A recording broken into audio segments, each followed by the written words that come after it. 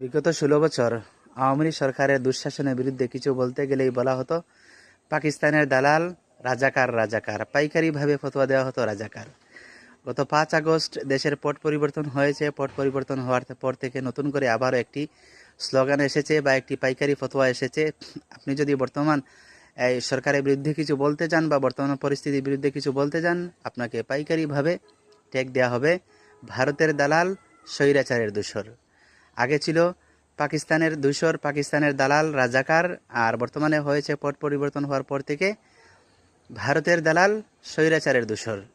ভাই একটি কথা বলি, বাংলাদেশে বিএনপি, জামাত, আওয়ামী লীগ ব্যতীত আরও অনেক মানুষ আছে, লক্ষ লক্ষ কোটি কোটি মানুষ আছে যারা কোনো রাজনৈতিক দল সমর্থন করে না। তাদের কি মত প্রকাশের কোনো অধিকার নেই? কিছু বলতে গেলে, কিছু লিখতে গেলে আপনি পাইকারিভাবে ফতোয়া ঢেলে দেবেন?